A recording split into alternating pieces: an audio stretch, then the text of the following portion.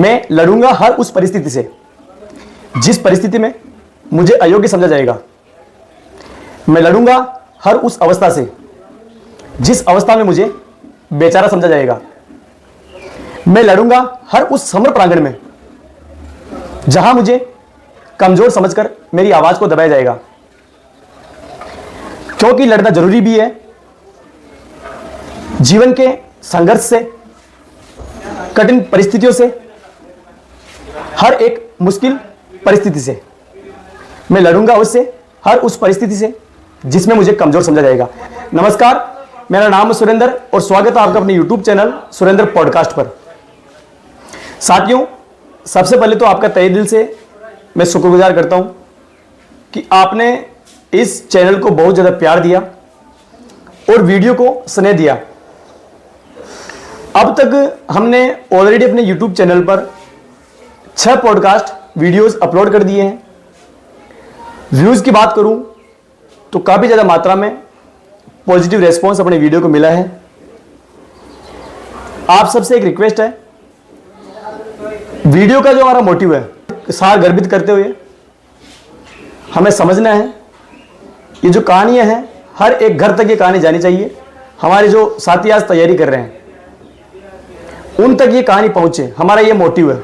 हमारा इस चैनल का जो मोटिव है, मकसद है, वो ये है बाहर जो हमारे साथी तैयारी कर रहे हैं उनको इन वीडियो के माध्यम से अभिप्रेरणा मिल सके, मोटिवेशन मिल सके, ताकि जो सफल कैंडिडेट आज हमारे सामने हमारे पॉडकास्ट के अंदर जो आते हैं मेहमान, उनके थ्रू आपको ये सीख मिल सके कैसे असफलताओं को पीछे रख के उन्होंने अपने सपनों को पूरा किया, कैसे आप भी अपने जीवन में नित्य नए आयाम इन सफल कैंडिडेट के माध्यम से प्रगाढ़ बना सकते हैं।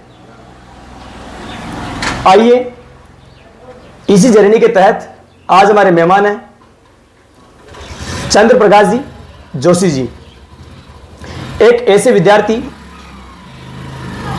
जिनकी पारिवारिक परिस्थिति अनुकूल नहीं थी। कहने का तात्पर्य यह है कि घर में पिताजी के अलावा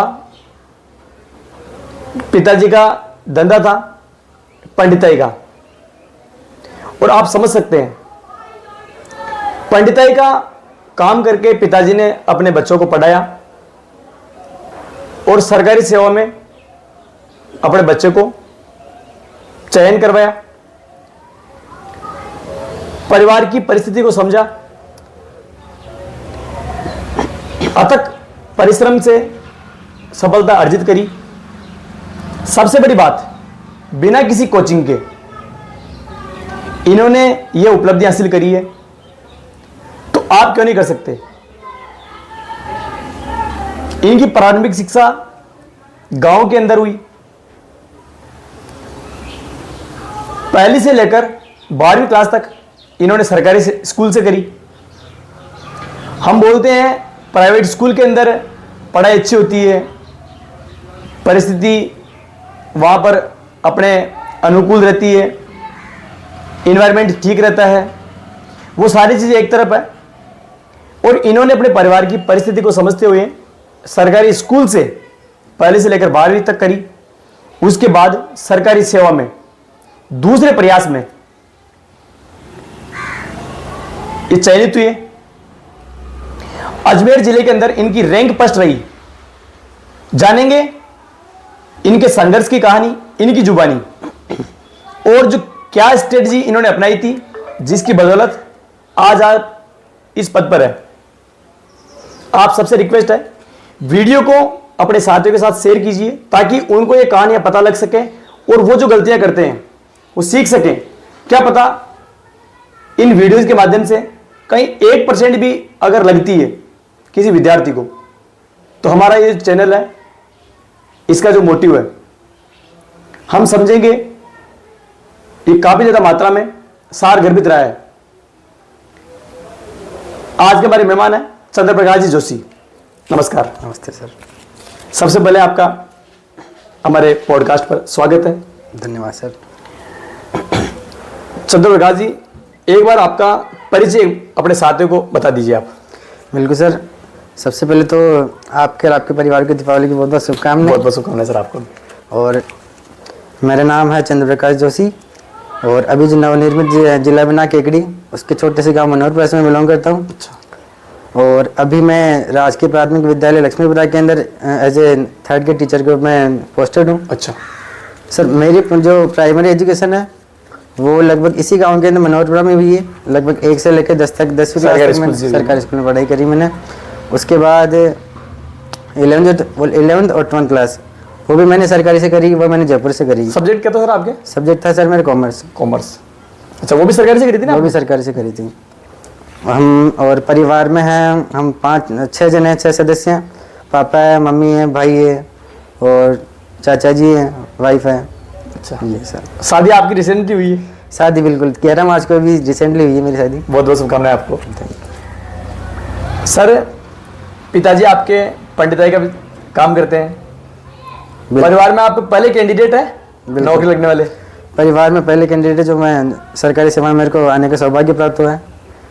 मतलब पापा जी थे, पापा जी की भी बताऊँ आपको सही बताऊँ तो बहुत ही कम एज के अंदर मेरे दादाजी एक्सपायर हो गए थे। अच्छा। उन्होंने भी काफ़ी संघर्ष किया।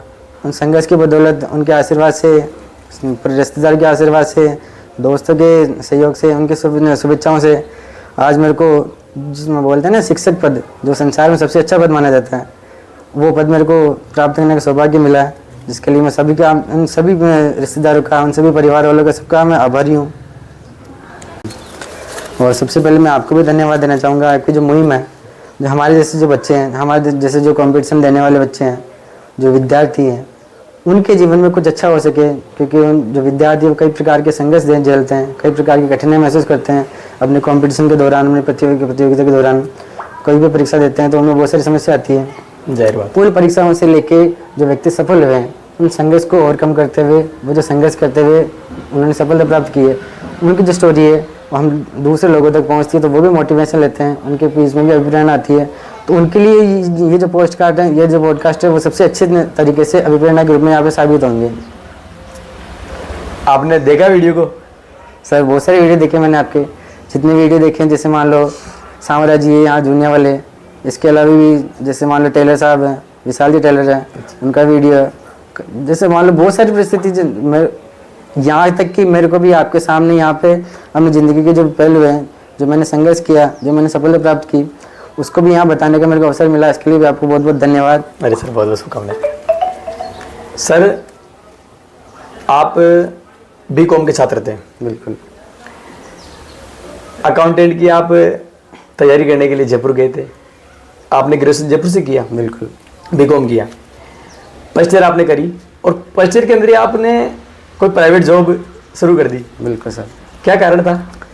मतलब यहाँ से मैं गया था, कोई रिलेटिव थे हमारे जयपुर के अंदर रहते थे, तो उस घर के अंदर रिलेटिव के अंदर मेरे जो कज़न ब्रदर थे, कज़न सिस्टर थी, उनकी कॉमर्स थी। तो मैंने सोचा क्या पता यहाँ से पढ़ लेते हैं तो उनसे अच्छा गाइडेंस मिल जाएगा। क्योंकि मेरा सपना था, उसके कॉमर्स लेने के बाद मेरा सपना था कि मैं CA बनना, मेरे को CS बनना। लेकिन फैमिली कंडीशन इतनी थी नहीं कि जो मेरे पास सपोर्ट कर सके। उसके बाद मैंने 11th और 12th सरकारी स्कूल से करी। उसके बाद फर्स्ट ईयर था, फर्स्ट ईयर के बाद मैंने प्राइवेट मैंने बीकॉम फर्स्ट ईयर किया। बीकॉम फर्स्ट ईयर करते करते मेरे को कंपनी मिली। कंपनी के अंदर एज ए जूनियर अकाउंटेंट मैंने जॉब की वहाँ पे। फर्स्ट ईयर कर लिया, सेकंड ईयर कर लिया, 2013 में मैंने 12th कर ली। उसके बाद 2014 में मैंने पढ़ाई के साथ साथ मैंने जॉब भी शुरू कर दी मैंने। परसेंटेज क्या था आपकी 10th में और 12th में? बिल्कुल सर, 10th के अंदर मेरी परसेंटेज थी 73 और 12th क्लास के अंदर मेरी परसेंटेज थी 75। उसके बाद बीकॉम में मेरी बनी 53। अच्छा, फर्स्ट ईयर में आप जॉब करने लग गए थे? बिल्कुल सर। सेकेंड ईयर आते आते जॉब छोड़ के आप घर आ गए। किसी ने आपको सलाह दी इस चीज़ के लिए कि भाई ये जॉब तो बाद में होता रहेगा, पहले तैयारी कर लेनी चाहिए आपको? बिल्कुल सर। ऐसे जैसे मान लो ऑफिस में बैठे थे हम, तो क्लाइंट आते रहते हैं, तो क्लाइंट से जान पहचान थी। एक क्लाइंट आए तो उन्होंने ऐसे ही जान पहचान करी, तो उनसे पूछा कि क्या करते हो, कैसे क्या पढ़ाई करी आपने, कितने परसेंटेज थे, तो मैंने बता दिया। तो उन्होंने जैसे मान लो होता है ना कि टर्निंग पॉइंट होता है। सही बात है। तो वो व्यक्ति मेरे लिए टर्निंग पॉइंट थे। उन्होंने मेरे को एडवाइस दिया कि आप कंपटीशन की तैयारी करो, क्या पता आपका लक काम कर जाए, आपकी मेहनत काम कर जाए। तो आप सबसे पहले कंपटीशन की तैयारी करो, उनको उसके ऊपर ध्यान दो ये अगर वहाँ पे असफल होते हो तो आराम से यहाँ पे तो वैसे कर काम आप बाद कर में सकते भी हो। एक होगा ना। आपके पास इतनी नॉलेज है ही तो क्या आप आराम से दूसरी जॉब ले सकते हो और कभी भी आप काम कर सकते हो। सही बात। उसके बाद मेरे दिमाग में आई यार ये चीज़ बस ये तो सही है, अपने को चीज़ करनी चाहिए, कुछ साल अपने को कंपटीशन कर देना चाहिए, भगवान करे भगवान के आशीर्वाद मिल जाए तो सबसे बढ़िया बात है। सही बात। और उसके बाद सेकेंड ईयर के बाद मैं घर आ गया। घर आने के बाद फाइनल में आ गया मैं। फाइनल के बाद मैंने कुछ सोचा, कुछ छोटा मोटा वहीं यहीं पे काम करने लग गया। नहीं पढ़ाने लग गए थे आप? पढ़ाने बाद में लगा था, उससे पहले मैं कि जैसे मान लो पिताजी का काम था, अच्छा। उनके साथ जाने लग जाता था। पंडिताई का काम करते पंडिताई थे? का तो उनके साथ जाता था, छोटा मोटा काम कर लेता था। फिर एग्ज़ाम आने लग गए तो फिर वापस जयपुर गया। जयपुर जाने के बाद एक महीने तक मेरे एग्ज़ाम थे, फाइनल के एग्जाम के लिए? फाइनल के एग्ज़ाम थे, तो उनकी तैयारी करी। उसके एग्ज़ाम देने के बाद वापस गाँव आया। गाँव आने के बाद एक प्राइवेट स्कूल थी गाँव की, उन्होंने मेरे से कॉन्टेक्ट किया। फिर मैंने एज ए टीचर वहाँ पे पढ़ने उसके स्कूल के अंदर पढ़ाया। 1 साल में पढ़ाया। जैसे ये साल था लगभग 2016-17 की बात है ना? 16-17 के पास 16-17 का बेस था। उसके बाद एक मेरे पास जिस स्कूल में मैंने अध्यापन कराया, मैंने टीचर जहाँ बना, अच्छा। वहाँ का स्टाफ सबसे अच्छा, सब मेरे को अच्छा लगा स्टाफ। वहाँ पे एक सर थे लाला राम जी गुजर, जो अपने सदापुर के स्थानीय गाँव है लाला राम जी गुजर। वो मेरे लिए मान लो गाइड के रूप में साबित हुए। उन्होंने क्योंकि मैं उसी चीज़ में था कि मेरे को बीएसटीसी करनी है कि बीएड करना है, बीएसटीसी करनी है कि बीएड करना है, तो उन्होंने मेरे को अच्छी राय दी, गाइडेंस दी कि यार आप बीएसटीसी कर लो। तो लकीली उसी साल के अंदर, जैसे जनवरी फरवरी की बात थी, तो फरवरी या मार्च के अंदर मेरे पास वैकेंसी आ गई। वैकेंसी आने के बाद मैं स्कूल भी पढ़ाता था और पढ़ाने के बाद शाम को आता था। शाम को आराम से थोड़ा बहुत रेस्ट करके पढ़ाई करने लग जाता। पढ़ाई करता करता मेरे पास एग्ज़ाम आ गया। एग्ज़ाम से भगवान के आशीर्वाद से मेरे अच्छे नंबर आ गए। 381 आपके नंबर आए? 381 थे मेरे, 600 में से 381 नंबर मेरे पास आए। झुंझुनू आपको कॉलेज मिला? 2 साल आपने झुंझुनू में गुजारे? 2 साल मेरे झुंझुनू में। थोड़ी वो कहानी बताइए ना, यहाँ से वहाँ जाने के बाद आपने 2 साल वहाँ गुजारे, वहाँ आपने अपना जो टारगेट था वो सेट किया था या फिर ऐसे ही जो विद्यार्थी रहते हैं कॉलेज के अंदर मौज मारते हैं उस प्रकार से आपने किया? बिल्कुल सर, मैं बताऊँ आपको। तो जैसे मान लो 381 नंबर आए मेरे, सेकेंड सेशन चल गया। मेरे को श्योरिटी नहीं थी क्या पता मेरा सिलेक्शन होगा ही नहीं होगा, तो मैंने वापस वही स्कूल ज्वाइन कर ली, वापस पढ़ाने लग गया। फिर इसके बाद जुलाई मैंने कंप्लीट कर ली। जुलाई के बाद अगस्त आया। अगस्त में मेरा नंबर आ गया, अलॉटमेंट स्कूल मेरे को झुंझुनू स्कूल अलॉट हो गई। उसके बाद मैं झुंझुनू चला गया, वहीं पे पढ़ाने करने लग गया। वहीं पे मैंने बीएसटीसी करी। फर्स्ट ईयर तो मैंने हॉस्टल में रहा, लेकिन मैंने देख लिया कि हॉस्टल में मेरा सर्वाइव करना मुश्किल है, क्योंकि साल भर की फीस थी 50,000 रुपये, फिर कॉलेज की फीस अलग, वो छोटे मोटे और भी खर्चे होते हैं। उसके बाद आप रूम लेके रहे? हाँ, अगले साल? उसके बाद मेरा मतलब अफोर्ड करना मेरे लिए मुश्किल हो गया। उसके बाद मैंने सोचा यार थोड़ा बहुत होगा, दिक्कत आएगी, लेकिन आप अपने को रूम लेके रहना। नहीं, रूम लेके रहते तो उस दौरान बाहर आप जाते थे सब्जी लेने वगैरह, तो उस टाइम दिमाग लगाते थे? दिमाग पूरा लगता था दिमाग, यार 10 की सब्जी आ रही, 20 की सब्जी आ रही, इसको हिसाब लिखना करना, ये सब मतलब समस्या तो आती है। अभाव में आपने व्यतीत किया जीवन? अभाव में उस टाइम तो अभाव में व्यतीत किया, क्योंकि पिताजी अकेले थे कमाने वाले, उस टाइम अकेले थे। हम 2 भाई हैं और पूरी फैमिली है, तो उनकी पूरी की फैमिली को उनको व्यवस्था करना वो मुश्किल था। हमने भी सोचा कि 1 साल अपन ये करके देख लेते हैं। एक साथ मेरा दोस्त था, हम दोनों बाद में से दोस्त था कोई, हम दोनों साथ रहे। उसके बाद हमने साथ साथ पढ़ाई भी करी, कॉलेज भी करते, कॉलेज जाके फिर वापस किताबें खरीद ली, कंपटीशन वाली किताबें खरीद ली। उस टाइम ये नहीं था कि वैकेंसी आने वाली है कि नहीं आने वाली है, जो भी वैकेंसी आ जाए उसके जैसे मान लो बेसिक तैयार करना अपने को, जैसे हिंदी है, इंग्लिश है, साइंस है, मैथ है, तो उसकी जो कंपटीशन की वो करती है वो लिए। उसके बाद शाम को आते 1-2 घंटा किताब दे देते, किताब के अंदर पढ़ाई कर लेते। उसके बाद वही रोटी सब्जी बनाना, ये सब चीज़ काम चलता रहता। 2 साल आपने गुजारे वहाँ पर, उसके बाद घर आ गए आप? उसके बाद घर आ गए। घर आके आपने वापस से प्राइवेट स्कूल ज्वाइन करा? बिल्कुल सर। और जैसे मान लो 2017 से 19 का जो बेस था, 2 साल मैंने वहीं पे व्यतीत किए। उसके बाद यहाँ पे आया, आने के बाद वापस मैंने एक और स्कूल थी प्राइवेट स्कूल, उन्होंने मेरे से कॉन्टेक्ट किया। फिर मैं दूसरे स्कूल में गया, वहाँ पे मैंने अध्यापन करवाया। क्या पढ़ाते थे आप? मैं सर साइंस और मैथ। साइंस में 8वीं क्लास तक की स्कूल थी, 8 तक की थी, वहाँ तक मैं साइंस और मैथ पढ़ाता था। अच्छा। उसके बाद पढ़ाता गया, 2 साल वहाँ मैंने आराम से अच्छे से कंप्लीट कर लिए। उसके बाद घर आया, घर आने के बाद वापस प्राइवेट स्कूल थी, उसको मैंने ज्वाइन करे। वहाँ मैं साइंस और मैथ पढ़ाता था, क्योंकि 8वीं क्लास तक की स्कूल थी। और पढ़ाते पढ़ाते साथ साथ में खुद भी एक जैसे मान लो होता नहीं, एक आदमी होता है, उसके अंदर टीचर भी होता है और वही विद्यार्थी भी होता है। तो वही था, अध्यापक के मतलब स्कूल के टाइम अध्यापक बनता था और घर आके वापस विद्यार्थी, क्योंकि ये विद्यार्थी उसका जो वो सोच है दिन भर पूरे साल चलती रहती है। ठीक है, बोल रहे हो। 2 साल आपने वहाँ गुजारे जैसे तैसे करके, घर आए आप, वापस आपने प्राइवेट स्कूल ज्वाइन करी, पढ़ाते गए आप और खुद भी पढ़ते थे। उसी दरमियान भर्ती आती है आपकी, भर्ती आती है और पहले प्रयास में आपने अच्छे अंकों से आप असफल हो जाएंगी, लेकिन आपके अंक अच्छे आए थे, 150 पूर्णांक था, 128 शायद आपके आए थे। थोड़ी वो कहानी बताइए ना एक बार आप।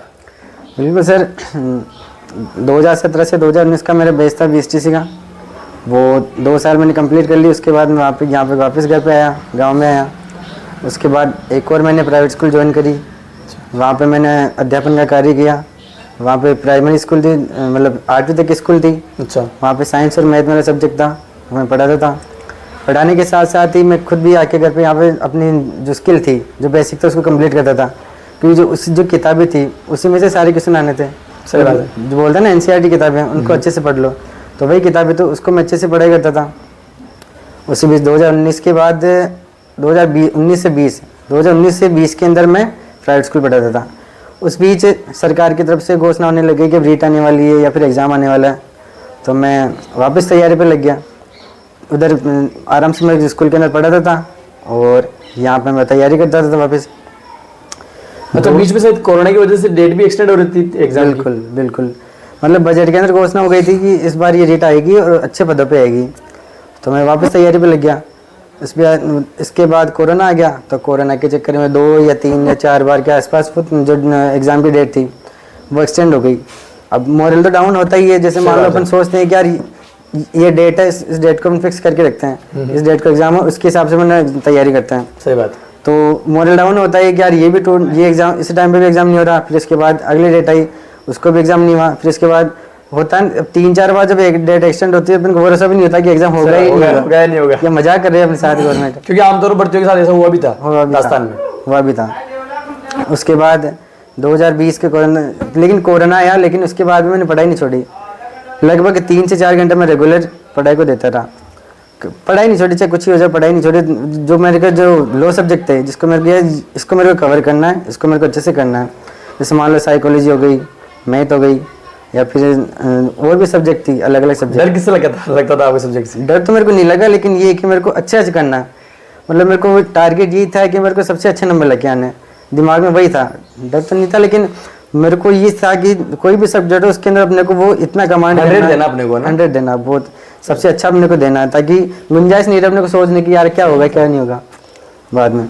तो ऐसे करते 2020 निकल गया। फिर 2021 के अंदर लगभग सितंबर के आसपास एग्ज़ाम आया। एग्ज़ाम के अंदर एग्ज़ाम दिया मैंने, अच्छी मेहनत थी, मेहनत में कोई कमी नहीं थी, लेकिन बोलते ना कि या तो मेरी खुद की गलती थी या फिर दुर्भाग्य था या क्या था कि लगभग 1 नंबर से मैं रह गया। फिर भी गुरुदेव आपको बहुत बहुत शुभकामनाएं कि आपने पहले प्रयास में 128 अंक अर्जित किए। 129 आपकी मेरिट गई थी आउट ऑफ 150। आपने अपने आप को कमरे में बंद कर लिया, पूरा दिन आप कमरे के अंदर रहते थे। किस प्रकार का ये जो स्ट्रगल था, आपका पहला प्रयास था, किस प्रकार आपने अपने आप को समर्पित किया इस एग्ज़ाम के लिए? थोड़ी वो कहानी बताइए एक बार। बिल्कुल सर, जैसे ही डेट अनाउंस हुई या वैकेंसी अनाउंस हुई कि तारीख ये फाइनल है, उसके बाद डेट नहीं बढ़नी, मैं तो लगभग जो डेट थी उससे पहले से तैयारी करता रहा था। तो तैयारी के बाद सर ऐसी हुई कि जैसे मान लो मेरा रूटीन इस प्रकार था, जैसे मान लो 4 बजे उठे या 4:30 बजे उठे, उसके बाद फ्रेश वगैरह हुए, यार जो नित्य क्रिया है वो कर ली। उसके बाद लगभग 7 बजे तक मैं आराम से रेडी हो जाता था। उसके बाद 7 बजे से मैं रूम बंद करके आराम से कोई योगा वगैरह करते थे सुबह सुबह आप? एक्सरसाइज वगैरह? बिल्कुल, बता रहा हूँ ना, जो नित्य क्रिया होती है इसमें योगा वगैरह, मेडिटेशन हो गया, जो वगैरह होती है ना, योग करना जरूरी है अपने, ताकि अपने दिमाग को कंसंट्रेशन हो सके अपने को। तो ऐसे करके 7 बजे तक मैं अपने नित्य क्रिया से निपुण हो जाता था। उसके बाद 7 बजे से मैं कमरे में बैठ जाता। उसके बाद लगभग 10 बजे तक 3 घंटे का जो शेड्यूल था वो करता। उसके बाद खाना वगैरह खाना या थोड़ा बहुत घूमना, बाहर घूमना, छोटा मोटा घूमना, इस प्रकार 11 बजे तक मैं कर लेता। यहाँ तक कि जब मैं खाना खाता था ना, तब भी एक वीडियो आता था, जैसे मान लो क्वेश्चन आंसर का वीडियो आ गया या कोई हिस्ट्री का कोई वीडियो आ गया, इस प्रकार वीडियो चला के उसके सामने खाना खाता था, ताकि अपने को जैसे मान लो क्वेश्चन आंसर चला लेता था तो उसको पॉज कर दिया तो आंसर अपने को पता करना है कि आंसर कौन सा है, जैसे मतलब अपने दिमाग में सोच लिया कि ये आंसर है, उसके बाद उसको वापस स्टार्ट करता था, रिज्यूम करता था, रिज्यूम करने के बाद वापस को मतलब टाइम को आपने पूरे तरीके से यूटिलाइज किया। सदुपयोग किया। उसके बाद आधा पौना घंटा सो जाता था, उसके बाद वापस पढ़ाई, ऐसे प्रकार करके ये जो मान लो समय का पूरा का पूरा सदुपयोग मैंने करने की मैंने पूरी कोशिश करी। मैंने देखा आपका रूम देखा था, पूरे रूम के अंदर आपने दीवारें रंग दी थी पोस्टरों से, पेन से। हाँ सर बिल्कुल, जितना मेरे से हो सके। टाइम तो मैं नहीं गिनता था, लगभग 10 से 12 घंटे तो मेरे को नॉर्मली हो ही जाते थे, लेकिन फिर मैं टाइम में देखता था कि कितने घंटे पढ़ रहे हैं। एक टाइम टेबल सेट कर रखा था कि इस टाइम टेबल के अनुसार मुझे पढ़ना है। सब्जेक्ट डिसाइड था, सब्जेक्ट के बाद टॉपिक डिसाइड था कि ये टॉपिक मेरे को कंप्लीट करना है।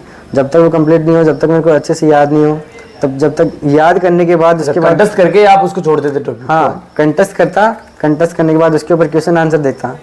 जैसे मान लो यूट्यूब पे कोई मिल गया तो उसके ऊपर क्वेश्चन आंसर देखता, फिर उसके अगर मेरे कॉन्फिडेंस मिल जाता है कि हाँ अपने टॉपिक तैयार है तो दिक्कत नहीं है। अगर मान लो मेरे क्वेश्चन आंसर गलत जा रहे हैं, मेरे आंसर गलत जा रहे हैं, तो वापस से कोई उसको देखता हूँ यार कहाँ पे गलत जा रहे हैं, उसको वापस सही करता। उसके बाद मैं हो जाता कॉन्फिडेंस हो जाता है कि हाँ भाई अब मेरी ये टॉपिक क्लियर है, उसके बाद अपन दूसरी किताब उठा सकते हैं। इस प्रकार तो मैं टाइम तो देखता नहीं था, बस ये तैयारी पे था कि अपने को ये टॉपिक लिया, इस टॉपिक को पूरा कंप्लीट करना है। साथ साथ के मैं मॉक टेस्ट वगैरह ये भी देता था। लास्ट के एग्ज़ाम के 3 या 4 महीने पहले किताबें भी जो रिवीजन भी चलता रहता, उसके साथ साथ के जो क्वेश्चन आंसर थे वो भी सॉल्व करता। कोई कोचिंग थी, कोचिंग से फ्रेंड पढ़ते थे, वहाँ पे पढ़ाई करते थे, कोचिंग करते थे, वहाँ से उसके नोट्स मंगा लेता या फिर क्वेश्चन आंसर मंगा लेता। फिर उस क्वेश्चन आंसर को मैं घर बैठ के सोल्व करता था। सोल्व करने के बाद टोटल करता कि मेरे कितने नंबर आ रहे हैं। उसके बाद मैं अपने फ्रेंड को कॉल करता है कि यार मेरे इस पेपर के अंदर मेरे इतने नंबर आ रहे हैं। अब तूने भी दिया होगा, रैंकिंग बन रही होगी, तो रैंकिंग देख के बता कि मेरे पास मेरे कितने नंबर आ रहे हैं या फिर मैं किस नंबर पे हूँ, किस रैंक पे हूँ, मेरी क्या स्थिति है, मेरी क्या स्थिति है। उसके बाद वो मेरे को रैंक बताता, मेरे को कॉन्फिडेंस मिलता है कि जैसे मान लो 5000 बच्चे हैं, 10,000 बच्चे हैं, तो उनमें से 700, 800, कभी कभी 200, कभी कभी 500, इस प्रकार वो रैंक आने लग जाती। तो मेरे को कॉन्फिडेंस मिलने लग गया। अब मैं सोच लिया कि आराम से एग्ज़ाम के लिए प्रिपेयर है। लेकिन होता ही है, पहली बार अपन एग्जाम कोई कंपटीशन एग्जाम देते हैं तो डर तो रहता ही, क्या होता क्या होगा क्या नहीं होगा। तो क्या बताऊँ उस टाइम पेपर के मेरे में क्या नेगेटिविटी आ गई, क्या आ गया। तो ओमार के अंदर मैंने गलती कर दी, कुछ जो गोले भरते अपन उसमें ऊपर नीचे कर दिए। उससे मैं इस प्रकार जो अपन निष्कर्ष निकाले तो इस प्रकार 1 नंबर से मैं ये 128 आए थे आपके ना? मेरे 128 आए थे, 150 का पूरा पूर्णांक था। 129 मेरिट गई थी, 129 मेरी महज 1 नंबर से आप रह गए थे ना? बिल्कुल सर। तो उस टाइम पे क्या फील हुआ आपको और वापस से आपने ओवरकम कैसे किया अपने आप? फील तो सर जैसे मान लो आपके सामने थाली पड़ी है, थाली के आपको एक ग्रास खा रहे हो, ग्रास खाते खाते आपकी समस्या आ जाए, थाली की गिर जाए कर जाए, आपको कैसा महसूस होगा? आपको भूख लग रही है खतरनाक। तो वैसी दिक्कत तो आई, बहुत सारी दिक्कत आई, मतलब दुख तो होता ही, सबको दुख होता है। जैसे मान लो नज़दीक जाके फिर आप वापस आप फेल हो जाओ, असफल हो जाओ, तो उसका दुख तो लगभग होता ही है। सही बात। ऐसे करके महीना 1.5 महीना मेरा ऐसे गुजरा। किसी इससे ज़्यादा दुख आपके पिताजी को होगा। बिल्कुल होना ही है। वो तो उनकी सबसे बता रहा, सबसे ज़्यादा उम्मीद उनको ही थी कि आपके वो तो हो जाएगा, आपके हो जाएगा, इस प्रकार। लेकिन फिर भी कैसे भी करके मैंने अध्यात्म का सहारा लिया, मंदिर में गया, मंदिर में जाके पाठ पूजा करता। इस प्रकार मैंने उस चीज़ को ध्यान हटाने के अध्यात्म को आप प्रॉपर तरीके से महत्व देते थे? बिल्कुल। जैसे मैं फेल हुआ ना, जैसे मैं रिजल्ट आया, मेरे को चांस था, क्या पता हो भी सकता है, नहीं भी सकता है, लेकिन जैसे ऐसे फेल हुआ तो मैं टूट गया था। लेकिन भगवान के ऊपर सब पर विश्वास करना सब कुछ हो गया। कुछ आते नेगेटिविटी, जाहिर सी बात, नेगेटिविटी आ गई, पूरी तरीके से नेगेटिविटी आ गई थी कि अब पता नहीं अब होगा नहीं होगा, कब होगा। लेकिन भगवान का आशीर्वाद मेरे पे था कि कुछ समय बाद वापस वैकेंसी आई। मैंने वापस उसको अपने आप को मोटिवेट किया। मोटिवेट करने के लिए शायद मैंने जो इंटरनल मोटिवेशन होती है सबसे बेस्ट होती है। जो एक्सटर्नल मोटिवेशन होती है वो क्षणिक होती है, किसी वीडियो से देख लो या किसी आदमी से सुन लो, किसी भी जैसे मान लो मोटिवेशनल स्पीकर है उससे सुन लो, तो वो जो समय के लिए रहता है, वो कुछ समय के लिए रहता है। वो जोश आपको थोड़े समय के लिए रह गया। जैसे मान लो आपने सुना, वीडियो सुन लिया, आप में जोश आ गया पूरा, आप वहीं पे सोचने लग गए मैं तो कलेक्टर बन गया, मैं वकील बन गया, मैं सब बन गया। लेकिन जैसे आप पढ़ने बैठोगे आपको नींद आने लग जाएगी। सही बात है। तो मेरे लिए जरूरी था कि मेरे को इंटरनल मोटिवेशन मिले, वो जरूरी था। तो मैंने फैमिली की तरफ देखा, सब कुछ देखा, फिर इसके बाद देखा कि अगर मैं असफल हो गया तो मेरी क्या दिक्कत आएगी, क्या समस्या आएगी, उस चीज़ के बारे में सोचा तो ऑटोमेटिक मोटिवेशन आ गया मेरे इंटरनल, और उस चीज़ को लेकर यार अब को मेरे को चाहे कुछ भी हो जाओ, अब को मेरे को या तो टॉप करना या कुछ भी करना, उस हिसाब से मेरे को पढ़ाई करनी, चाहे कुछ ही हो जाओ। घर वालों को जो चाहिए उनको एक से एक मतलब मैंने बोल दिया कि अब मेरे को कोई डिस्टर्ब नहीं करेगा, जो होना हो गया, बिल्कुल बारीक अंतर से रहूँ, अब की मेरे को सफल होना। पूरा विश्वास था आपको अपने आप में? मेरे को पूरा विश्वास था। फिर उसके बाद 2021 निकल गया, सितंबर निकल गया, मतलब 2021 मेरे लिए ख़राब गया ही मान लो, है ना। 2021 ख़राब गया। उसके बाद 2022 में थोड़ा बहुत संभला। अब भगवान का साथ था, भगवान का आशीर्वाद था कि वैकेंसी भी टाइम पे आ गई। अगर टाइम थोड़ा गैप ज़्यादा होता तो फिर वैसे नॉर्मल डिमोटिवेट में हो ही जाता, क्योंकि वैकेंसी अगर आगे जाती है तो मैं क्या करता इस बीच में, क्या करते हैं? तो ऐसे करके फरवरी 2023 में एग्ज़ाम हुआ। एग्ज़ाम होते ही अच्छे नंबर से मैं पास हो गया। जैसे मैं एग्ज़ाम दे के निकला, उस टाइम में घबराहट हुई। जैसे मैं एग्ज़ाम दे, उसकी स्टोरी से मैं बताता हूँ। जैसे मैं एग्ज़ाम दे के निकला तो रास्ते में था, रास्ते में देखते ही मैंने क्वेश्चन देखा, यार ये आपने सही है कि नहीं है, वो गलत निकल गया। अच्छा। फिर दूसरा देखा वो भी गलत निकल गया। फिर मतलब ऐसे करके 4-5 क्वेश्चन देखे मैंने, जो मैंने रिस्क लिए थे कि यार इसके अंदर मैं रिस्क ले लेता हूँ, क्योंकि नेगेटिव मार्केटिंग थी। ऐसे करके 4-5 क्वेश्चन निकल गए। मैं घबरा गया। घबराने के बाद फिर वापस घर आया, मैंने हिम्मत करी, यार बस चेक कर लेते हैं, शांति से चेक कर लेते हैं। फिर ऐसे करके मेरे बन रहे थे उस टाइम 2 से 40 नंबर, 300 में से नेगेटिव मार्किंग हटा के लगभग। तो मेरे को कॉन्फिडेंस आ गया, अब तो कोई दिक्कत नहीं है। फिर मैंने सोचा क्या पता माइनस की दिक्कत आई जाए। एक बार मैंने यूट्यूब भी चेक किया, सबके मैंने रिव्यू दिए, देखे मैंने सबके कौन किसके मार्क्स आ रहे हैं, अपने शेयर करते हैं ना मार्क्स, उस हिसाब से तो लगभग सबके 180, 90, 200 के आसपास थे। फिर मैं श्योर हो गया, फिर मेरे को दिक्कत नहीं थी, अब आराम से अपने सपने पूरे होने वाले हैं। रिजल्ट कब आया था इसका? रिजल्ट सर मेरा आया था सितंबर में, 2 गुना का रिजल्ट आया हमारा जून के अंदर। उसमें आपका नंबर आना जाहिर सी बात थी। और रिजल्ट आया हमारा सितंबर के अंदर, और उसी महीने के अंदर ज्वाइनिंग भी हो गई। और ज्वाइनिंग में भगवान के आशीर्वाद से पास के पास में अजमेर जिले में आप फर्स्ट रैंक आए थे? जी सर, अजमेर जिले में फर्स्ट रैंक, और ऑल राजस्थान के अंदर मेरे 16 रैंक थी, 16वीं रैंक। अजमेर जिले में पहली रैंक और ऑल राजस्थान में 16 आपकी 16वीं रैंक है। बिल्कुल सर। क्या फील करते हो आप नौकरी लगने से पहले और नौकरी लगने के बाद का रवैया? घर वालों का देखिए, आप अपने फ्रेंड सर्किल का देखिए, रिलेटिव्स का देख लीजिए, क्या माहौल था लगने के बाद? माहौल सर अच्छा लगा, वो सब कुछ अच्छा था, कोई दिक्कत नहीं थी, आराम से होता है। जैसे कि एक आदमी होता है बेरोजगार जो दंश होता है, वो हम ही समझते हैं कि किस प्रकार की परिस्थिति होती है। अपन परिवार में नहीं जा सकते, किसी फंक्शन में नहीं जा सकते, अपन गांव में नहीं घूम सकते। ऐसा नहीं कि बाहर कोई रुकावट ठीक होती, लेकिन अपने खुद को शर्म आ जाए कि यार अपन घूम रहे हैं, परिवार के अंदर जाते अपन कोई फैमिली फंक्शन में जाते हैं तो पूछते कि बेटा क्या कर रहा है, कब तक पढ़ाई करते रहेगा, ऐसे मत कर, तो तू आराम से तू काम संभाल ले, यान व्यान, मतलब सब कुछ इस प्रकार से होता था।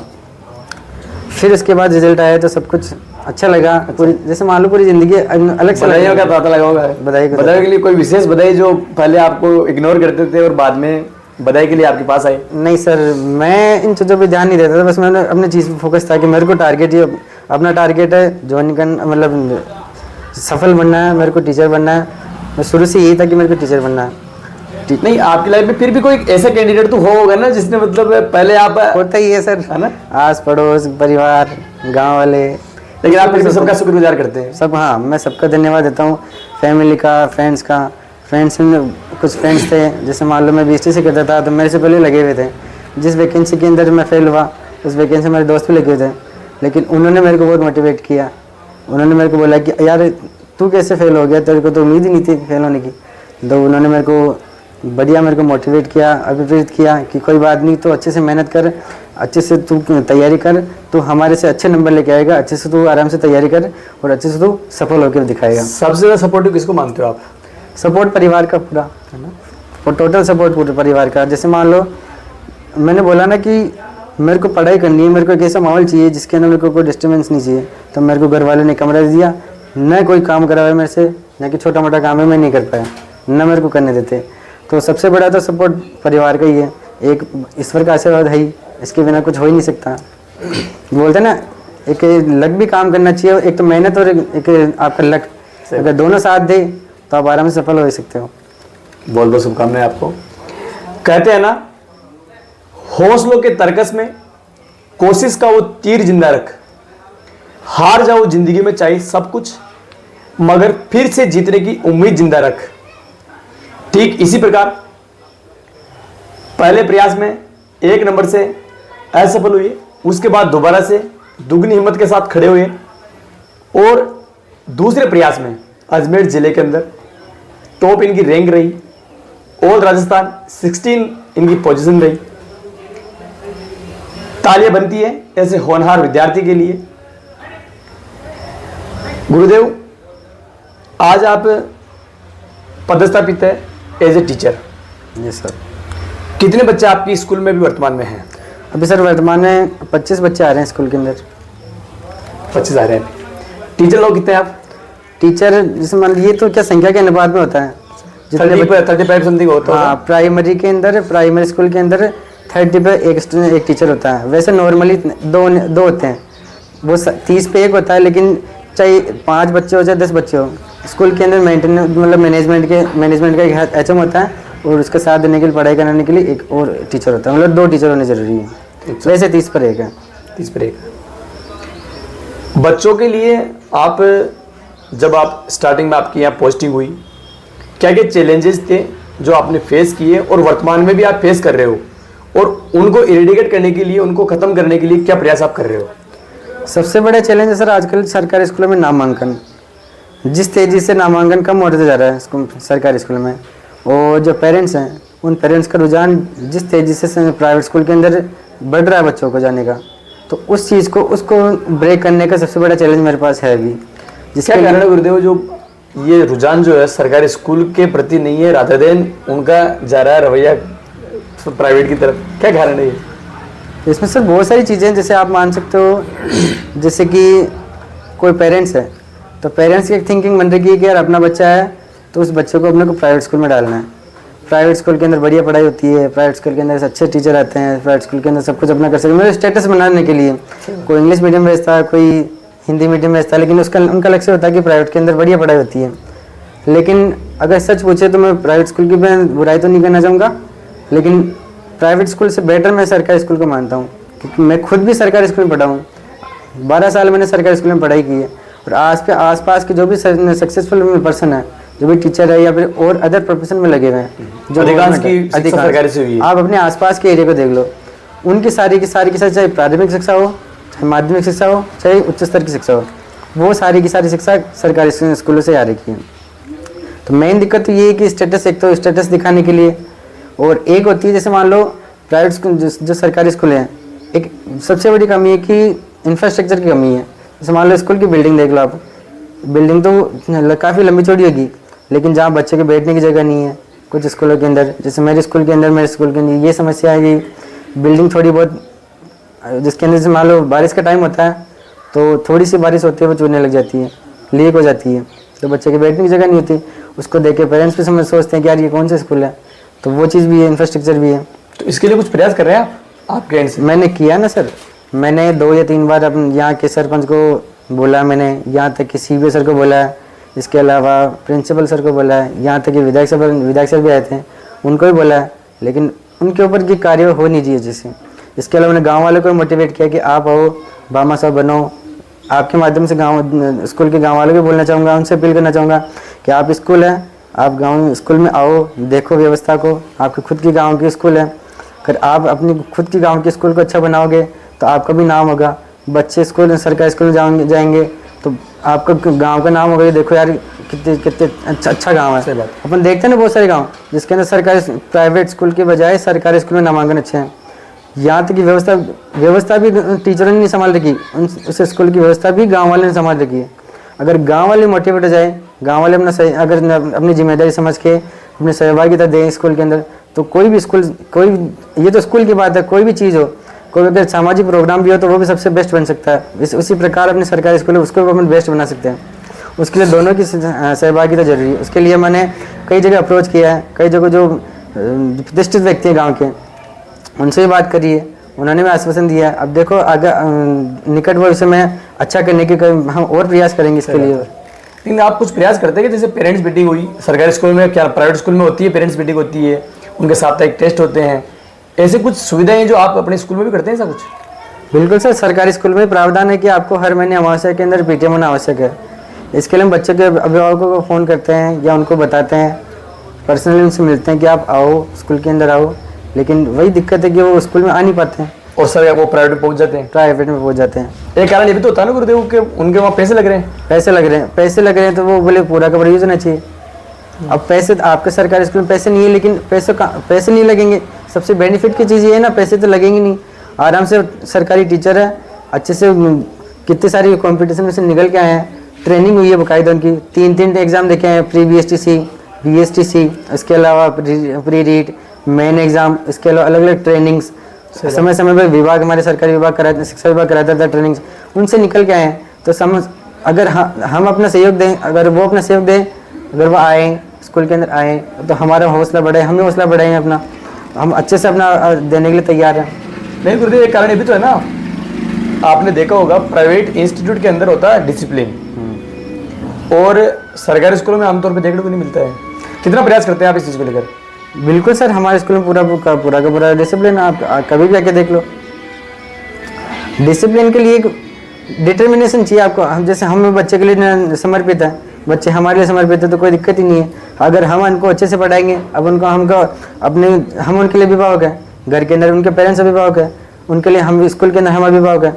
अगर हम उनका केयर करेंगे तो वो ऑटोमेटिक डिसिप्लिन होना ही है।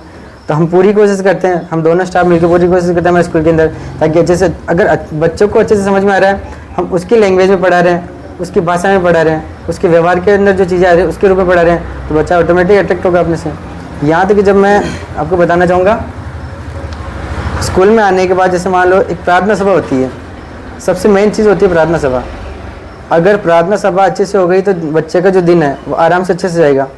अब प्राइमरी स्कूल है, मैं अपनी स्कूल के बारे में बात करना चाहूँगा। मान लो प्राइमरी स्कूल है, तो प्राइमरी स्कूल के अंदर, मेरे स्कूल के अंदर जो प्रार्थना सभा होती है लगभग 45 से 1 घंटे का होता है। अदर स्कूल के अंदर, बड़े स्कूल में 25 से 30 मिनट या 45 मिनट का होता है। उसके अंदर प्रेयर होती है, उसके अंदर हम एक्शन वर्ड, जैसे कि मान लो स्माइल है, क्राई है, तो जैसे मान लो हम एक्ट कराते हैं, जैसे कि एक्टिविटी के माध्यम से आप उनको ये चीज़ें सिखाते हैं। जैसे मान लो सिट डाउन है, स्टैंड अप है, जैसे मन बोलते हैं तो उसको मन एक्टिविटी के थ्रू पढ़ाते हैं। तो वैसे के वैसे खेल में सीख गए और आराम से हंसी खुशी के अंदर पढ़ रहे हैं। तो अगर हंस रहे हैं तो उनका दिन भी सही जाना है। और बच्चे को अपन 6 घंटे 7 घंटे जो भी स्कूल होती है उसके अंदर पूरा का पूरा अपन पढ़ा नहीं सकते, अदर एक्टिविटी भी करानी पड़ती है, जैसे खेल कूद है। तो सरकारी स्कूलों में ये सुविधा है कि आराम से आप हमारे को सुविधा मिलती है, हमारे को फंड मिलता है, जिससे आप क्रिकेट, जैसे मान लो क्रिकेट किट है, टेनिस है, और तस्तरी फेंक है, और बैडमिंटन है। हम सारी की सारी सुविधा हमारे पास, खेल के सारे सामान बच्चों को दे देते हैं। आप खेलो आराम से, इंटरवल के अंदर खेलो, तो आप बच्चे खेलते हैं आराम से, कोई दिक्कत ही नहीं है। तो इस प्रकार हम मोटिवेट करते हैं बच्चों को। खेलने जो अच्छा खेलता है उनको हम अप्रिशिएट करते हैं, उनको हम ट्रॉफी वगैरह, जैसे मान लो ट्रॉफी के रूप में उसको अप्रिशिएट करते हैं। उसको जब ट्रॉफी दे दिया, कोई प्राइज़ दे दिया, कोई स्लेट दे दी, इसको ज्योमेट्री बॉक्स दे दिया। इस प्रकार हम उनको मोटिवेट करते हैं कि तूने अच्छा खेला। इस प्रकार वो और खेलने के लिए प्रेरित करता है कि सर हमारे को वो चीज़ खिलो, वो चीज़ खिलो। इस प्रकार सर आपने बताया कि 45 मिनट की आपने जो प्रार्थना होती है उसका आपका टाइम रहता है 45 से 50 मिनट का। उस दौरान आप एक्टिविटी कराते हो बच्चों को। अधिकांश स्कूलों के अंदर यही टाइम होता है, शायद प्रार्थना का इतना टाइम होता है। कुछ ऐसे सुधारात्मक कार्य जो आप प्रार्थना सभा के अंदर करना चाहोगे, कुछ ऐसी चीज़ें, जैसे मान लो प्रार्थना सभा के अंदर प्रार्थना तो बोलनी है, उसके अलावा जैसे मान लो प्रस्तावना है, क्विज है, प्रश्नोत्तरी वगैरह जो करते हैं वो आप कर सकते हैं। ऐसे सुधारात्मक प्रयास कर सकते हैं क्या आप? मैंने किया ना सर, हम दो टीचर हैं, उन्होंने ये शुरुआत की है। मान लो प्रार्थना हो गई, प्रार्थना के बाद जैसे मान लो सरस्वती वंदना हो गई, उसके अलावा गायत्री मंत्र हो गया। उसके बाद ये धर्म का भी इम्पोर्टेंट रोल है। बच्चे आराम से अगर आंखें बंद करते हैं, भगवान का ध्यान करते हैं, तो भगवान का आशीर्वाद मिलेगा। वो एक तरह का मेडिटेशन हो गया, एक तरह का वो क्या बोलते हैं उसको, भगवान से जुड़ा हो गया। तो वो भी, उनसे भी आशीर्वाद मिलता है। इसके अलावा एक्टिविटी भी कराते हैं, जैसे मान लो क्विज हो गया, 4 या 5 क्वेश्चन हम रोज़ सुनते हैं उनसे, हम बोलते हैं क्वेश्चन पूछते हैं, वो बताते हैं, वही क्वेश्चन वापस रिपीट हम करते हैं अगले दिन, क्योंकि छोटे बच्चे हैं भूल जाते हैं, वापस रिपीट करेंगे जो छोटे मोटे सवाल हैं। इसके अलावा एक्शन वर्ड जैसे मैंने आपको बताया, इसके अलावा बहुत सारी चीज़ें एक्टिविटी है, इस प्रकार हम करवाते हैं उसको, ताकि बच्चे आराम से उसको आत्मसात कर ले, उस चीज़ को बच्चे टीचर के साथ आत्मसात कर ले उसको, कि हाँ यार टीचर और स्टूडेंट के जो तालमेल होना चाहिए, सही बैठा है, वो उसको सही बैठाते हैं। इसके अलावा गुरुदेव सरकारी स्कूलों में एक जो फंड आता है, फंड का यूटिलाइजेशन किस प्रकार से करते हैं आप, और क्या क्या फंड साल भर के अंदर या फिर जो भी आपका सिस्टम रहता है, मुझे इतना आइडिया नहीं है, लेकिन फंड किस प्रकार से आता है, किस प्रकार से आप उसको यूटिलाइज करते हैं? बिल्कुल सर, सरकारी स्कूलों में जैसे मेरे स्कूल की बात बताऊं तो हमारे यूथ और इको क्लब इस नाम से 5,000 रुपये का फंड आता है, जिसके अंदर ये खेती है, फावड़ा है, कस्सी है, कुदाली है, कैंपर है, पानी का मग वगैरह, वो चीज़ के लिए फंड आता है हमारे को। या फिर दीवार पे लिखने का स्लोगन वगैरह लिखने का आता है, साफ़ सफाई के लिए अलग से आता है। इसके अलावा चार्ट वगैरह आते हैं, कलर आते हैं, वो सब हम लाते हैं ताकि कभी कभी हम महीने के अंदर 1 या 2 दिन हम एक्टिविटी भी कराते हैं, उनको चार्ट देते हैं, उनकी ड्राइंग की जो स्किल है वो अच्छे से हो सके। जो कई बच्चे होते हैं जिनके ड्राइंग के अंदर इंटरेस्ट होता है, तो उनको इंटरेस्ट को निखारते हैं, उनको चार्ट देते हैं, कोई चित्र बता देते हैं कि ये चित्र लेके आप बना के लेके आओ, इसके अंदर कलर भरो। कई प्रकार की किताबें आती है जिसके अंदर ब्लैंक पेज होता है, चित्र आता है, उसके अंदर ब्लैंक होता है जिसके अंदर कलर बनना वगैरह, वो भी करवाते हैं। इस प्रकार की एक्टिविटी भी हम करवाते हैं। इसके अलावा पोसार का कुछ है आपके स्कूल में? बिल्कुल है। क्या मैनेजमेंट रहता है पोसार का?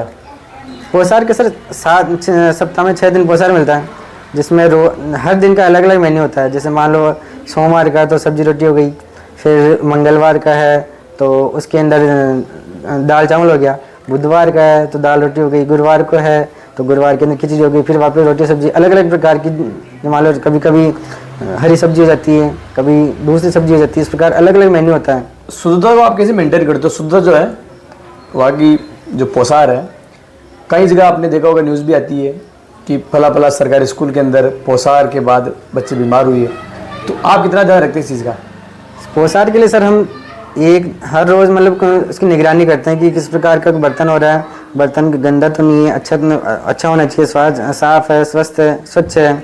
तो उसको हम बोल, जो पोसार बनाने वाले तो उनको बोलते हैं रोज़ कि आपकी ये दिक्कत आ रही है, आप उसको सही करो। आप खुद चेक करते हैं? बिल्कुल सर, मैं अंतिम प्रभारी हूँ खुद भी। अच्छा, तो उसकी प्रभारी चेक करना भी पड़ता है हमारे को, उसको चखना भी पड़ता है रोज़ कि इसका टेस्ट कैसा है। अगर दिक्कत आती है तो हम उनको बोल देते हैं कि आज ये ठीक है। मसाले की तरफ से इस बात को आप मानते हैं क्या? भाई सरकारी स्कूलों में अमूमन ऐसा देखा गया है, तभी तो न्यूज़ बनती है। भाई न्यूज़ कब बनती है? जब रियलिटी होती है तो बनती है। अमूमन सरकारी स्कूलों में ऐसा देखने को मिलता है कि पोसार के अंदर धांधली होती है। इसके अलावा मैं आपको बता दूं, एक न्यूज़ आई थी, हरियाणा की थी न्यूज़, सरकारी स्कूल के अंदर, अभी उस पर आएंगे, पर एनरोल की बात करेंगे। फर्जी एनरोल लगभग उनके दिखा रखे थे 22 लाख, जबकि उनके पास बच्चे थे 18 लाख। हरियाणा की बात कर रहा हूँ सरकारी स्कूलों की। तो इस फर्जीवाड़े को, नामांकन के फर्जीवाड़ों को, या फिर स्कूल के अंदर कोई भी फर्जीवाड़ा हो, आप किस तरीके से देखते हैं इस चीज़ को? नहीं, फर्जीवाड़ा तो नहीं है। आप 1-2 स्कूल के बजाय या फिर एक ज़िले में कुछ स्कूलें होती होगी ऐसी जिसके अंदर न चलता होगा, लेकिन हर स्कूलों में हो, ये अपन ये जरूरी नहीं मान सकते हम इस चीज़ को। नहीं, जरूरी नहीं मान रहा मैं इस चीज़ को। भाई हरियाणा में देखा गया ना, आपके सामने है सारी चीज़ें, तो वहाँ भी तो हुआ ही है ना। 22 लाख बच्चों के एनरोल कर रखे हैं उन लोगों ने, और 18 लाख बच्चे हैं। तो ऐसे कैसे पता चला कि 22 में से 18 एक्चुअल में?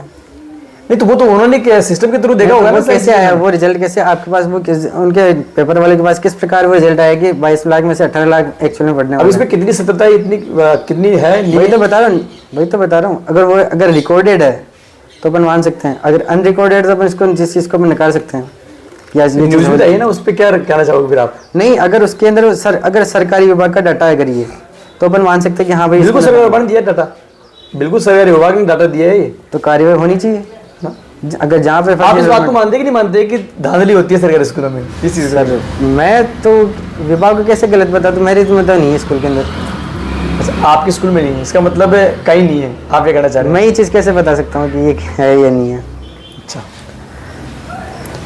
क्योंकि ऐसे कोई नहीं करना चाहेगा जो एक्चुअल, क्योंकि सरकार भी समय समय पे टाइम पे हमारे पास आती है, निरीक्षण होता है बाकायदा, सब कुछ रजिस्टर का। यहाँ पे पीओ होता है, हर स्कूल का पीओ होता है, वो चेक करता है। उसके अलावा सीबी होता है, वो सीबी सर होते हैं, वो महीने या 2 महीने में चेक करने आते हैं। इसके अलावा कभी कभी कलेक्टर आते हैं, एसडीएम आते हैं, वो भी चेक करते हैं। सबकी निगरानी से होकर निकलते हैं सब चीज़ें। तो फर्जीवाड़ा होने की गुंजाइश बहुत कम है। अच्छा गुरुदेव, तैयारी करिए आपने, थोड़ा तैयारी का जो शेड्यूल आपका वो एक बार आप बता दीजिए अपने साथियों को, और आज जो साथी तैयारी कर रहे हैं उनको आप क्या मैसेज देना चाहोगे इस बेरोजगारी के दौर में? कई विद्यार्थी जो हमारे साथी हैं वो पहले प्रयास में, दूसरे प्रयास में डीमोटिवेट हो जाते हैं, तो उनको आप क्या मैसेज देना चाहोगे अपनी तरफ से? थोड़ा आप यूथ को मैसेज दे दीजिए एक बार। बिल्कुल सर, जैसे भी आप कोई भी किसी भी वैकेंसी की तैयारी करो तो सबसे पहले है कि आपको उसका सिलेबस चेक कर लो सिलेबस में क्या है, कौन से सब्जेक्ट है, कौन से टॉपिक है। अब उस टॉपिक के अंदर आप अंडरलाइन कर लो कि यार ये टॉपिक मेरे हार्ड है और ये मेरे टॉपिक ईजी है। अगर आपको बिल्कुल भी ये है कि अगर आपको मेरे को नहीं आता, ये कोई भी सब्जेक्ट नहीं आता और मेरे को इस वैकेंसी में भाग लेना है, मेरे को सफल होना है, तो आप कोचिंग का सहारा ले सकते हो। लेकिन अगर आपको लगता है कि यार मेरे को कोचिंग की ज़रूरत नहीं है, मेरे को अगर थोड़ा सा ध्यान दूँ, मैं खुद ही सेल्फ स्टडी करूँ, अगर मैं खुद ही ध्यान दे लूँ तो मैं आराम से अगर ये कर सकता हूँ, तो आपको सेल्फ स्टडी की ज़रूरत पड़ेगी, आपको कोचिंग की ज़रूरत नहीं पड़ेगी। मैंने मेरी स्ट्रेटेजी यही बनाई, जैसे मान लो एग्ज़ाम का सिलेबस आ गया, सिलेबस को अच्छे से मैंने उसको देखा, उसको मैंने कॉपी में लिखा, लिखने के बाद उसको दीवार पे चिपकाया कि ये सिलेबस है।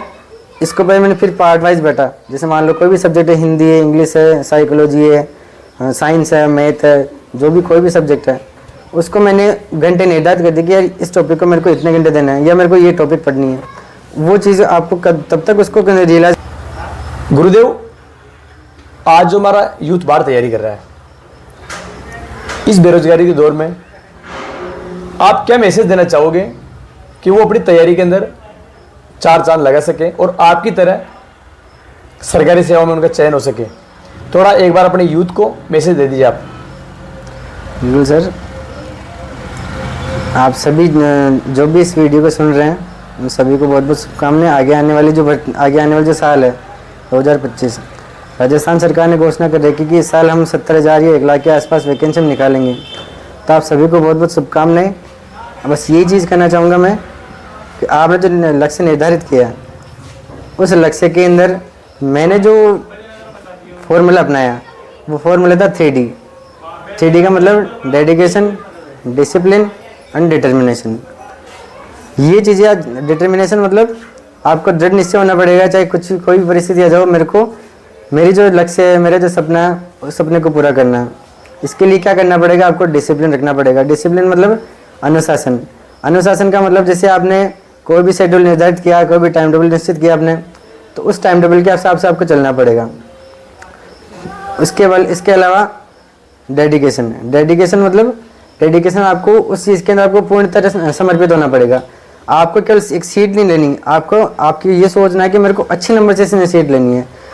सक्सेस तो सब होते हैं, लेकिन सक्सेस के अंदर कहानी उसी की बनती है जो टॉप करता है। जो टॉप करता है, जो संघर्ष के अंदर संघर्ष को झेलते हुए भी उसको उस अच्छा मुकाम हासिल करता है, अच्छी सीट हासिल करता है, उसको लोग अप्रिशिएट करते हैं।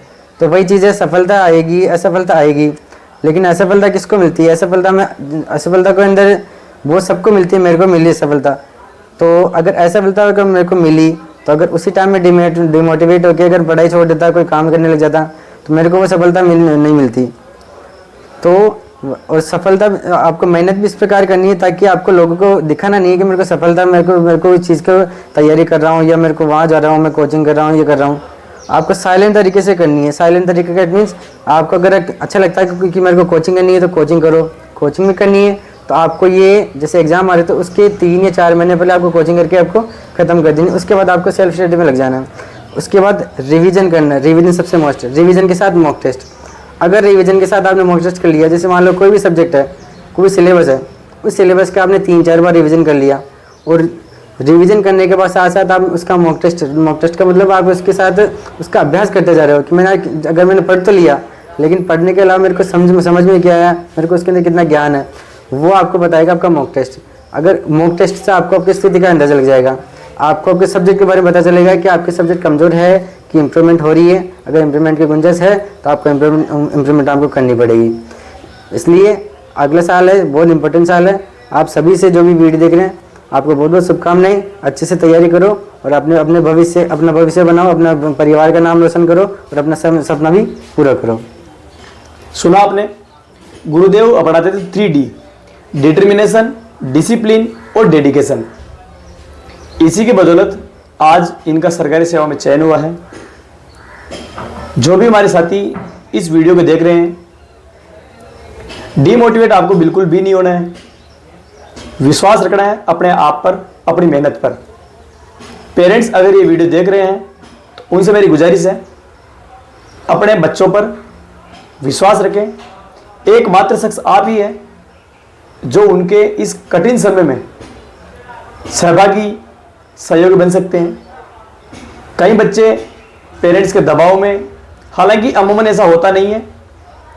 अपने आत्म निर्णय से विद्यार्थी पढ़ाई छोड़ता है। कोई भी पेरेंट्स ऐसा नहीं होता है कि अपना बच्चा पढ़ाई नहीं करे। पढ़ाई आपको अपनी मेहनत जो है वो कंटिन्यू जारी रखनी है। एक न एक दिन सफलता आपको अवश्य मिलेगी। दूसरे प्रयास में गुरुदेव ने सफलता अर्जित करी है। अजमेर के अंदर रैंक फर्स्ट इनकी आई है। और सबसे बड़ी बात, बिना किसी कोचिंग के।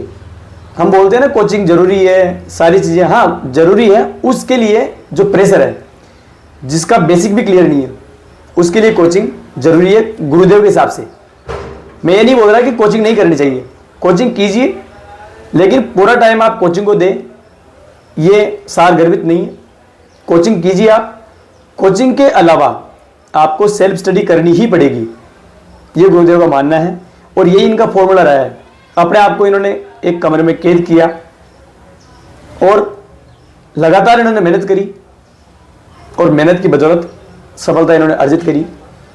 ये कोई इतने मेधावी छात्र नहीं थे। इन्होंने मेहनत करी है और कठिन परिश्रम इन्होंने किया है, और कठिन परिश्रम की बदौलत ये होनहार बने हैं, ना कि बाय बर्थ होनहार थे।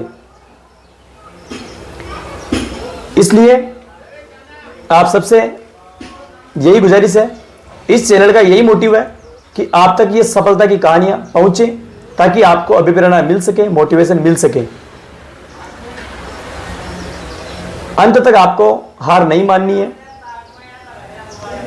मेरा आप सभी से निवेदन है, वीडियो को अपने साथियों के साथ शेयर जरूर कीजिए, ताकि उनको भी ये मोटिवेशन मिल सके, अभिप्रेरणा मिल सके। सुरेंद्र जी वो जब इतना अच्छा काम कर रहे हैं, इतने अच्छे वीडियो बना रहे हैं, इतने जो भी संघर्षशील व्यक्ति हैं उनकी कहानियों को अपने वीडियो के माध्यम से आप तक पहुंचा रहे हैं कि किस प्रकार उन्होंने संघर्ष का सामना किया, किस प्रकार की समस्याओं का उन्होंने सामना किया। उन समस्याओं को झेलते हुए भी उन्होंने सफलता प्राप्त करी है। सब संघर्ष सभी के जीवन में, हमारे जीवन में भी संघर्ष है। तो संघर्ष से किस प्रकार अपन उसके संघर्ष को अपन दूर कर सकते हैं और अपन सफलता प्राप्त कर सकते हैं, इस प्रकार के जो व्यक्ति हैं उन व्यक्तियों को मैं आपके सामने प्रस्तुत कर रहे हैं।